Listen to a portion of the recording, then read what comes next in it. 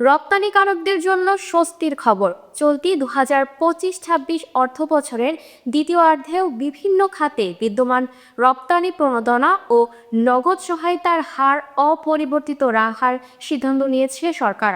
অর্থ মন্ত্রণালয়ের নির্দেশনায় বলা হয়েছে, জানুয়ারি থেকে জুন পর্যন্ত আগের হারেই প্রণোদনা কার্যকর থাকবে। বিস্তারিত দেখুন প্রতিবেদনে। চলতি 2025-26 অর্থবছরের দ্বিতীয়ার্ধে 1 জানুয়ারি থেকে 30 জুন বিভিন্ন খাতে বিদ্যমান রফতানি প্রণোদনা ও নগদ সহায়তার হার অপরিবর্তিত রাখার সিদ্ধান্ত নিয়েছে সরকার। বুধবার 7 জানুয়ারি অর্থ মন্ত্রণালয়ের অর্থ বিভাগের মনিটরিং সেল থেকে এই সংক্রান্ত একটি নির্দেশনা জারি করা হয়েছে। এতে বলা হয়েছে, বিভিন্ন খাতে বিদ্যমান রফতানি প্রণোদনা বা নগদ সহায়তা যে হারে 1 জুলাই থেকে 2025 থেকে 31 ডিসেম্বর 2025 পর্যন্ত দেয়া হয়েছে, সেসব খাতে একই হারে 1 জানুয়ারি 2026 থেকে 30 জুন 2026 পর্যন্ত রফতানি প্রণোদনা বা নগদ সহায়তা প্রযোজ্য হবে।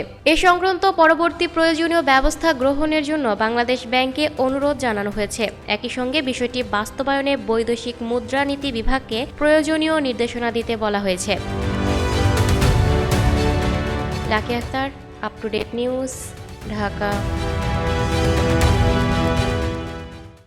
প্রিয় দর্শক, এই ছিল আপ টু ডেট নিউজের সর্বশেষ আপডেট। পরবর্তী আপডেট সবার আগে পেতে চোখ রাখুন আপ টু ডেট নিউজের ফেসবুক পেজ এবং ইউটিউব চ্যানেলে।